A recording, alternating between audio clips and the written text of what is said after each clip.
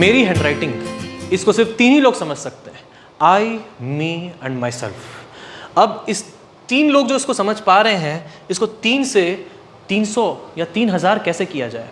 मेरी handwriting may not be the best, मेरे को पता है आप लोगों की हैंडराइटिंग बहुत सुंदर होगी, लेकिन हाँ, ये जिस स्पीड से मैंने लिखा है वो मैटर करता है।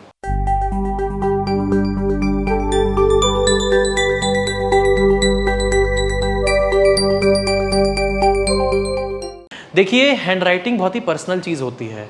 आज भी लोगों को ईमेल से ज़्यादा अगर आप कोई पर्सनल अपने हाथों से लिखा हुआ लेटर, उसकी फ़ोटो खींच करके भेजेंगे तो उसकी वैल्यू सामने वाला ज़्यादा करेगा। तो ये बहुत ही यूनिक स्टाइल होता है किसी का, आपका, मेरा, हम सब का एक यूनिक स्टाइल है हमारी हैंडराइटिंग। मेरी हैंडराइटिंग, मैं नहीं कह रहा कि सबसे बेस्ट है, वो वैसे एम भी नहीं है। एम ये होना चाहिए कि हमारी हैंडराइटिंग लिखने में ऐसी होनी चाहिए कि वो फास्ट हो, आप जल्दी जल्दी लिख पाओ, क्योंकि आपको अगर एग्जाम में लिखना है या फिर इन जनरल लिखना है, why to waste time in making drawings and all. कोई कैलीग्राफी थोड़ी कर रहे हैं हम, कैलीग्राफी में आपको ऐसा ही होना चाहिए, लेकिन हैंडराइटिंग में ऐसा कोई रूल नहीं है कि आपका ऐसा ही होना चाहिए। साफ दिखना चाहिए, क्लियरिटी होनी चाहिए, ये इंपॉर्टेंट चीज़ है।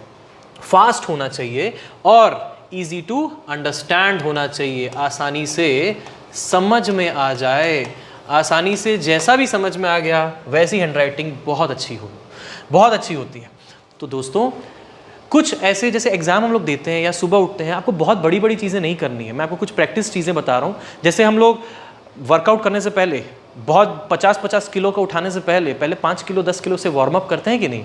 कुछ ऐसी एक्सरसाइजेज जो कि प्रूवन है कि बहुत अच्छी होती हैं, आपको सुबह सुबह या एग्ज़ाम आप देने वाले हो, मान लो आपको पेपर मिल गया है आपका और आप अपने पेपर में कुछ लिखने ही वाले हैं, लेकिन उससे पहले 5 मिनट बचा है, 5-10 मिनट बचे हुए हैं, उस समय आप क्या कर सकते हैं, उस समय आप पैरेलल लाइंस ड्रॉ कर सकते हैं। इस तरह की पैरेलल लाइंस ड्रॉ कर सकते हैं, और ये करना भी चाहिए। ऐसी पैरेलल लाइंस और ब्रोकन पैरेलल लाइंस, कुछ इस तरीके की ब्रोकन पैरेलल लाइंस ड्रॉ करिए। ये हो गई horizontal parallel lines. Broken perpendicular lines draw करिए। इससे क्या होगा, आप एक तरीके से अपने हाथ को वार्म अप कर रहे हैं। अभी तो मैं डिजिटल बोर्ड में कर रहा हूँ, तो देखिए हमें तो डिजिटल बोर्ड में भी इतनी प्रैक्टिस हो गई है कि हम ऐसे कर पा रहे हैं। उसके अलावा आप क्या करेंगे, आप कुछ इस तरीके का शेप्स बनाएंगे, ऐसे शेप्स, ऐसे ही तो शेप्स से हमारे लेटर्स बनते हैं कि नहीं। इसी तरह के शेप्स से हमारे लेटर्स बनते हैं। कुछ ऐसे प्री डिफाइंड शेप्स होते हैं जो कि इस तरह के शेप्स हैं, जो कि बहुत ज़्यादा यूज़ में आते हैं। कभी आप बी लिख रहे हैं तो आपको पता है कि बी कुछ नहीं होगा, इसी का एक पार्ट होगा। डी लिख रहे हैं तो इसका एक पार्ट होगा। सी ये कुछ नहीं होगा, यही होगा। ई जब आप लिखेंगे तो इसी के पार्ट होगा जिसमें आप ई बना देंगे, राइट। जी लिखेंगे तो आप इन दोनों को जोड़ेंगे, मतलब जैसे ये दोनों जुड़ेगा ऐसे, और ऐसे ही करके तो फिर फाइनली ऐसे जी बनेगा। समझ रहे हो, मतलब यहाँ पे जी नहीं बना रहे, लेकिन आप समझ रहे हो कि जब ये 2 पार्ट ऐसे जुड़ेंगे और ऐसे जाएगा तभी तो एक क्लियर जी बनेगा।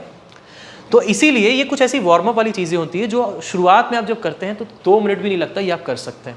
दूसरी चीज़, कुछ लोग बोलते हैं कि पेन ये यूज़ करो, वो यूज़ करो, ऐसा करो, वैसा करो। नहीं, ऐसा नहीं होता है। अगर 2 रुपये वाली पेन भी है, 5 रुपये वाली पेन भी है, 50 रुपये वाली पेन भी है, आपको जिसमें कंफर्ट फील हो जाता है वो पेन बेस्ट होती है। आपको जिसमें कंफर्ट फील हो गया वो पेन बेस्ट होती है। आपको ये देखना है कि उस पेन में एक चीज़ होती है जिसको हम कहते हैं स्मज। एक चीज़ होती है जिसको हम कहते हैं स्मज। स्मज का मतलब ये होता है कि कुछ पेन्स होती है ना, थोड़ा बहुत लिखो तो आप एक ऐसे एकदम कहीं पे एंड किए, मान लो जैसे फॉर एग्जांपल मैंने लिखा सागर और मैंने यहाँ पर एंड किया, तो ये यहाँ पर ऐसे कुछ छोड़ देता है, स्मज छोड़ देता है एंड में, इंक छोड़ देती है पेन्स। तो पेन ऐसी ना हो, ठीक है। कई ऐसी 50 रुपये की पेन भी मिलेंगी जो ऐसी स्मजिंग कर देती हैं, तो इसीलिए वो एक स्मज ना करे, पहली चीज़। दूसरी चीज़, उसमें उस पेन में जो ग्रिप होनी चाहिए वो ग्रिप शानदार होनी चाहिए, ज़बरदस्त ग्रिप होनी चाहिए। मतलब ग्रिप ऐसी होनी चाहिए कि आप उसको पकड़ें तो आपको वो ग्रिप में फ्रिक्शन मिले, अच्छा खासा फ्रिक्शन अच्छा खासा मिले, बहुत स्मूथ ना हो। वो पेन एकदम स्मूथ होगी तो आपको फ्रिक्शन नहीं मिलेगा। उसके बाद जो पकड़ने की जो डिस्टेंस होना चाहिए, ये जो पेन पकड़ने का जो डिस्टेंस होना चाहिए, ये बहुत ही कम नहीं होना चाहिए और बहुत ही ज़्यादा भी नहीं होना चाहिए। बहुत ही ज़्यादा में कंट्रोल करना मुश्किल हो जाता है। अगर हम यहाँ से पकड़ेंगे और इस तरीके से लिखेंगे तो controlling will be very difficult. अगर हम बहुत सामने से लिखेंगे तो हम बहुत तेज़ नहीं लिख पाएंगे। अगर मैं बहुत सामने से इन्हीं चीज़ों को लिखूंगा तो ये बहुत, मेरी राइटिंग ही स्लो हो जाएगी, काफ़ी स्लो हो जाएगी, मूवमेंट नहीं हो पाएगा। मूवमेंट करने के लिए दूर से मूवमेंट किया जाता है। तो एक ऑप्टिमम डिस्टेंस आपको देखना है कि आपका ऑप्टिमम डिस्टेंस बेस्ट से बेस्ट क्या है। उसके अलावा एक और चीज़ है, अगर आप राइट हैंडेड हैं तो पेपर को, जैसे मेरी आदत है, मैं जब पेपर में लिखता हूँ, अभी बोर्ड को तो मैं नहीं टिल्ट कर सकता, लेकिन जब मैं पेपर में लिखता हूँ तो पेपर को मैं थोड़ा सा हल्का सा टिल्ट करके लिखता हूँ। आपकी भी किसी की आदत है ऐसी? अगर है तो नीचे कमेंट करके बताइएगा आप लोग भी ऐसे है कि मैं अकेला ही अनोखा टाइप का ऐसा हूँ। तो मैं जब लिखता हूँ तो पेपर को थोड़ा सा ऐसे टिल्ट करके लिखता हूँ। तो ये मुझे एक पता नहीं क्यों एक बहुत ही अच्छा एक ग्रिप भी प्रोवाइड कराता है, एक ओरिएंटेशन भी देता है, और लिखने में बहुत ज़्यादा हाथ भी दर्द नहीं करते। वो सबका अपना बॉडी स्टाइल भी रहता है। और मुझे लगता है इसी तरीके से अगर मान लीजिए लेफ्ट हैंड लोग होंगे जो लेफ्ट हैंड से लिखते होंगे, वो लोग आई थिंक अगर इस तरीके से लिखेंगे तो इस तरीके से लिखेंगे तो that will be beneficial for them, कुछ इस तरीके से, राइट।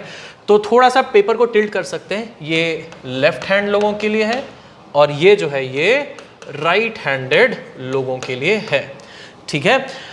उसके अलावा जब भी कभी आप लिखने में शुरुआत जब आप कर रहे होते हैं तो कुछ मिनटों तक के be very very conscious about your writing. कुछ टाइम रहेगा यार, 5-10 मिनट की बात होगी, 5-10 मिनट के लिए बहुत कॉन्शियस रहिए कि आप जो लिख रहे हैं क्या वो सही से लिख रहे हैं कि नहीं लिख रहे हैं।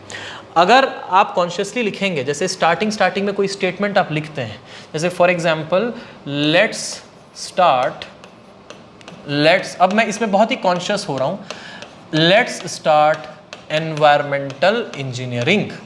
अगर मान लो हम ऐसा लिख देते हैं, शुरुआत में हम थोड़ा सा कॉन्शियस होकर अगर लिखें इस तरीके से, तो क्लैरिटी विल बी मोर, आपके अक्षर अलग अलग क्लियरली दिखेंगे। It's not about, mind you friends, it's not about making your handwriting the best, it is actually about making it faster to write and easier to understand. आपको पता लगाना होगा आपको बेस्ट क्या सूट करता है। इसी चीज़ को मैं बहुत तेज़ी से भी लिख सकता हूँ, इसको बहुत तेज़ी से लिख के दिखाऊँ, मेरी हैंड राइटिंग बहुत ज़्यादा ख़राब नहीं होने वाली। जैसे for example let's start environmental engineering, बहुत ज़्यादा मेरी हैंड राइटिंग ख़राब नहीं होगी, लेकिन फिर भी मेरा तो काम बन गया, ना किसी को तकलीफ होगी समझने में। एग्जाम में अगर मैं कुछ जल्दी में हूँ और मुझे लिखना है, मैंने जब अपना यूपीएससी इंजीनियरिंग सर्विसेज का पेपर दिया था, उसमें मेंस का जो पेपर था, मेंस पेपर में बहुत लिखना पड़ता है, खास करके कुछ ऐसे सब्जेक्ट्स होते हैं, बिल्डिंग मटेरियल होता है, ओपन चैनल फ्लो के कुछ थ्योरेटिकल क्वेश्चन आए थे, हमारे रेलवे के एयरपोर्ट के कुछ थ्योरेटिकल क्वेश्चन आए थे, एनवायरमेंट क्या थे, सारे के सारे थ्योरेटिकल क्वेश्चन मैंने भर भर के लिखे थे आंसर्स, और इसी वजह से लिख पाया था क्योंकि मेरी फास्ट हैंड राइटिंग भी है और सामने वाले को समझ में भी आता है। इसके लिए मैंने क्या किया है, मेरी पहले की हैंड राइटिंग बताता हूँ जो काफ़ी रिलेटिवली ख़राब थी। पहले मैं ऐसे लिखता था, देखिए पहले मैं कुछ इस तरीके से लिखता था, लेट्स स्टार्ट, ऐसे लिखता था एनवायरमेंटल इंजीनियरिंग। ये क्या है, ये कर्सिव राइटिंग कहते हैं, इसको क्या बोलते हैं, कर्सिव राइटिंग। मैंने कर्सिव राइटिंग से फिर शिफ्ट किया, इसमें इसलिए शिफ्ट किया क्योंकि इसमें कई बार आप देख रहे हो, जैसे देखो मैंने वर्ड क्यों लिया एनवायरमेंटल, इसीलिए लिया क्योंकि एन है, वी है, आई है, सब एक साथ आ रहे हैं। ऐसे में क्या है, सामने वाला मेंटल हो जाता है, मेंटली परेशान हो जाता है कि ये एक्चुअली में इस जोन में क्या लिखा हुआ है। तो जब कभी भी अगर आपको आपकी कर्सिव राइटिंग में ऐसे डिस्टिंग्विश नहीं हो पाता है, मान लीजिए आपकी भी ऐसी राइटिंग है, तो आप इनको अलग अलग कर सकते हैं। जैसे मैंने यहाँ पे कर दिया, यहाँ पे देखो ये बहुत ब्यूटीफुली लिखा हुआ है, यहाँ पे क्लियर दिख रहा है, एनवायरो एकदम क्लियर दिख रहा है। तो इस तरीके से कुछ पॉइंट्स हैं जो आप अगर फॉलो करेंगे, आपकी हैंडराइटिंग बहुत अच्छी हो जाएगी। कुछ अलग से मेहनत करने की ज़रूरत नहीं है, कॉन्शियसली आपको करना है। एक वार्म अप, जैसे बॉडी का वार्म अप होता है, बिल्कुल उसी तरीके से आप अपने स्टार्टिंग में कुछ इस तरह का वार्म अप कीजिए, ठीक है। Fast and easy to understand handwriting होनी चाहिए। पेन वैन मैटर नहीं करती है, कौन सी पेन हो। हम 5 रुपये की पेन से भी एग्जाम देकर के आए हैं, 5 रुपये की 2 पेन 4 पेन रख लो, उससे भी हम एग्जाम देकर के आए हैं, कुछ फर्क नहीं पड़ता है। What ever suits you the best, what ever suits you the best, it is a personal choice. Hand writing एक पर्सनल चॉइस होती है, पेन की चॉइस भी एक पर्सनल चीज़ होती है। एक पर्सनल चीज़ पे अपना खुद का अधिकार होना चाहिए। तो आप इटरेट कर करके देखो कि विच सूट्स यू द बेस्ट, ठीक है। तो इस तरीके से स्मजिंग ना हो, ग्रिप अच्छी हो, राइट हैंडेड हो तो थोड़ा पेपर टिल्ट करके लिखो, लेफ्ट हैंड हो तो थोड़ा इस साइड पेपर टिल्ट करके लिखो ऐसे लिखते वक्त, और कुछ स्पेसिंग अच्छी दो, ठीक है, स्पेसिंग अच्छी दो, और जो आपको दिखने में अच्छा लगे, जिसमें फील अच्छा है, ठीक है, दूर दूर लिखो। और more over now the last and important thing is, क्योंकि हम हमारी हैंडराइटिंग को बचपन से देख रहे हैं, और चूंकि हम हमारी हैंडराइटिंग को बचपन से देख रहे हैं, हम तो जानते हैं हमने क्या लिख रखा है, आई मी माई सेल्फ। लेकिन आप अपने अगर दोस्तों से थोड़ा पूछेंगे कि एक बार रीड करके बताओ क्या सारे लेटर्स आपको क्लियरली समझ में आ रहे हैं। अगर उसको समझ में आ रहे हैं, 2-4 लोगों को समझ में आ रहे हैं, बस ठीक है, कोई दिक्कत की बात नहीं है, ठीक है। जब भी कभी यूपीएससी में आप आंसर्स लिखते हो, अपने एग्जाम में लिखते हो, तो जो पेपर चेक करने वाला है उसको बहुत ज़्यादा टेंशन है, बहुत लोड है, बहुत सारे पेपर्स का। तो it will be always better कि आप थोड़ा क्लियरली लिखो, ताकि एक कॉन्फिडेंस भी झलकता है आपकी हैंडराइटिंग में, और साथ ही साथ सामने वाले को परेशानी नहीं होती आपका पेपर करेक्ट करने में। तो बस यही वजह होती है अच्छी हैंडराइटिंग होनी चाहिए। It's not about making your handwriting the best, सबकी बेस्ट हो भी नहीं सकती, लेकिन हाँ इतनी अच्छी होनी चाहिए कि समझ में आ जाए और आप तेज़ी से लिख सको। आपको दोनों चीज़ों पे काम करना है, समझ में आ जाए और तेज़ी से लिख सको। तो जो कुछ पॉइंट्स बताए आई होप आपको हेल्प करेंगे। बहुत बहुत शुक्रिया इस वीडियो को पूरा देखने के लिए। पसंद आए तो डेफिनेटली लाइक करिएगा और चैनल को सब्सक्राइब करिएगा, इसको भी, और सागर डोडेजा चैनल को भी सब्सक्राइब करिएगा, जिसमें हमारी इंग्लिश मास्टरी की वीडियोज़ हर हफ्ते आती हैं। वर्ड पावर मेड ईजी जो कि नॉर्मन लुइस की किताब है, उसको हम कंप्लीट कर रहे हैं और वो चल ही रहा है सारे के सारे सेशंस, उसको देखिए और बहुत सारी लर्निंग लीजिए। जय हिंद, वंदे मातरम।